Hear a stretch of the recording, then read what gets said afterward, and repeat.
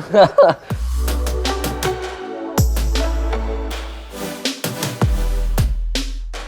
guys, Hi, I'm Jenk. This is Sebastian Croft, aka Bash. May I call you Bash? Well, that's kind of for my friends, so. This is Mr. Croft. Lord Croft, that works. If you've been living under a rock your whole life, you may not know Bash. If you haven't, which I hope you haven't, you will know Bash from his incredible performance in Game of Thrones as the young Ned Stark. That was not his only adventure out into the world of film and theatre and other things alike. He was also in Oliver as Oliver. Yeah. Sadly, he couldn't get the role of the Artful Dodger, but that's, we don't have to talk about that now. You were also Matilda. Again, you couldn't get Matilda. And you were also in Les Mis as Gavroche, which was incredible. Yeah. Was it the hair or was it the acting? It's probably the hair. You've also been in several TV shows. You've been in Houdini and Doyle, and you've also been in Penny Dreadful, both of which were incredible and I loved. Thank you. You've also done 5 feature films, 4 of which have come out, and the last one All of them have come out. One of them's come out. Oh, wow. Yeah. Oh. Yeah. Okay, well, the one we're going to talk about today yeah. is Horrible Histories. Yes. Which you filmed and is coming out at what time? When? It's coming out on the 26th of July, going to cinemas in the UK and in other countries. And it's based on the books and TV series of Horrible Histories, and it's made by the team who made the original series. Oh, great. So it's OG stuff, it's original stuff. Yeah. Great. It's the first film they've ever made. Great, let's get into it. Let's get cracking.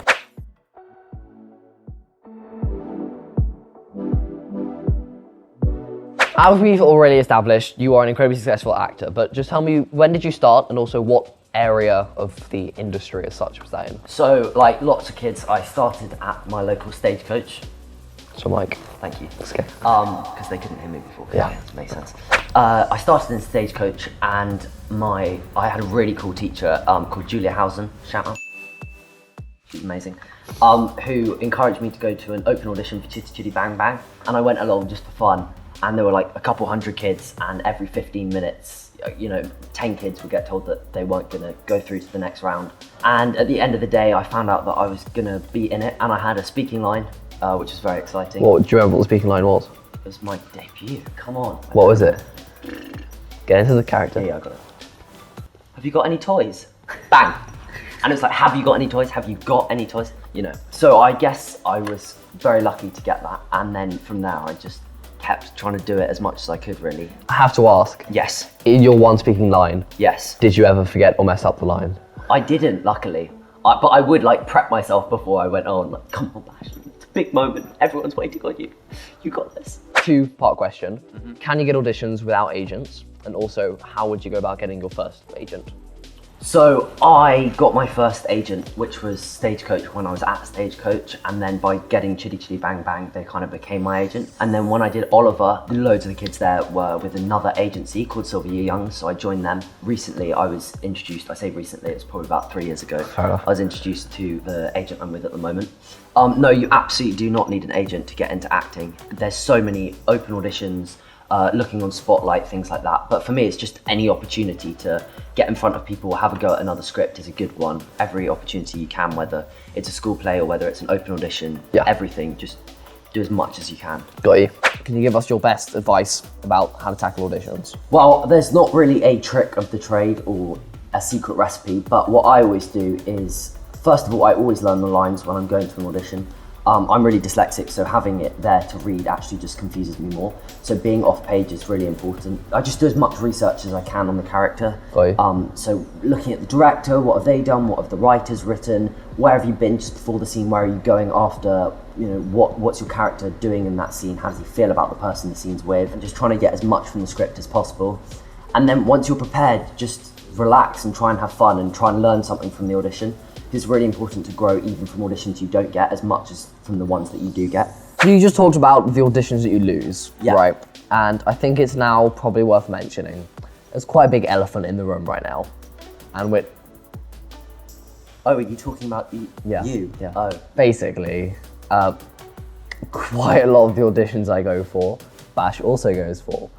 Basically all of the ones Bash also gets. So there's on the facade, it's like a friendship, hey! But deep down. Friends? Ow.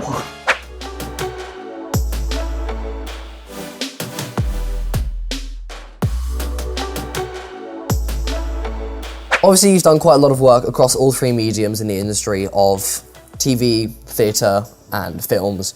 Tell us how the audition process changes between them and also how you prepare differently for them.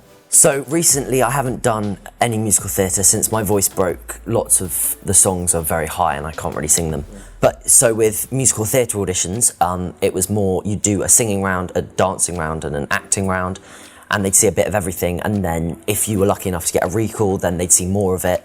Usually you have to prepare a song and they'll teach you a dance and you prepare a monologue, or they'll give you a bit of script in the audition. Film and TV auditions are quite similar. You usually just get some script that you have to learn, or they do a self-tape, which is when you use your phone or something else in your house to video yourself doing a bit of the scene, and then if they like you, they'll see you.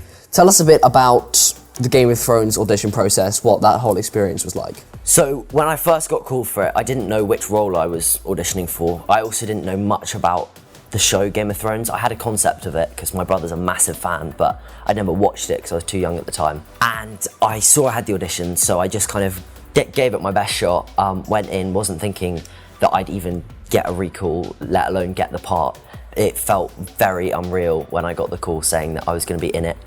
Even then I didn't know which character I was playing. That must be incredible to walk onto this huge... Yeah, so I was flown to Belfast to do a screen test, and it's this incredible set. They've got chunks of the set, they've got the actual throne was there, it was incredible, and I still didn't know what part I was playing. Then I went in for a costume fitting, and the lady was like, oh, just try this on, you know, I'll go outside and you can just put it on. And I kind of opened the trousers up to put them on to, you know, try on this costume, and it said young Ned Stark. I was like, ah! Then I was like, okay, cool. And she was like, have you put them on yet? And I was like, no, not yet, just freaking out because I'm playing young Ned Stark. For those of you guys who don't know, you worked on a film called Wonderwell with the incredible Carrie Fisher, who plays Princess Leia. Tell us what it was like working with such a iconic person.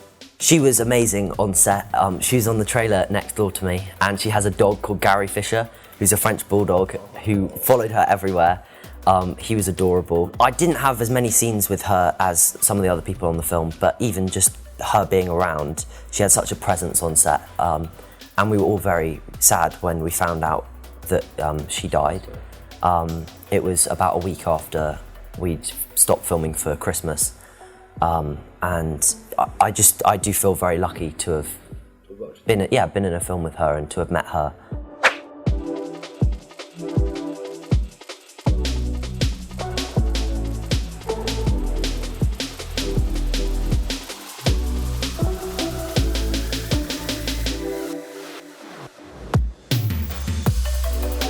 For those of you who don't know, Bash, after having such incredible success in, wow, that slightly freaked me out.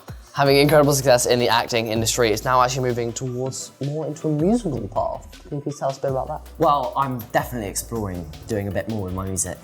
It's kind of always something that I've done, like writing songs. Basically, whenever I'm not doing something else at home, I'll just be sat at the piano, annoying my parents because our piano is in the living room. Nice. And the neighbours, who often bang on the walls to tell me to, yeah, I don't think they like my music. Whenever I'm having a good time or a bad time, I quite often release it on the piano. But because of my dyslexia, I've never really been able to read or write music. I kind of learned off YouTube, and you know, if I have a melody in my head, I can kind of figure it out on the piano and mess around a bit. It's very interesting. Thank you very much for sharing that with us today. That's okay.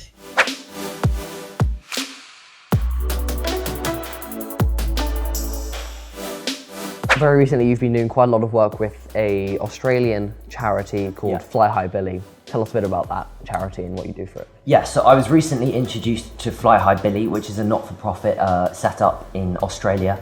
It was set up after a tragic accident happened to a young girl called Billy Kinder. She was a very talented show jumper, and she was in a horrific accident. Everyone who knew her said she was such a kind and loving person. In Australia, they had a Be Kinder Day, because that's her initials, Billy Kinder. Be Kinder. Be Kinder, and I was asked to be an ambassador. And for me, I really want to use the voice I have to spread a good message, and their message is such an important one. And right now in the world, with all the things that are happening, I think we need kindness and compassion more than we ever have. 100%. And I'm very excited about getting involved as much as I can with this amazing charity. Very kindness.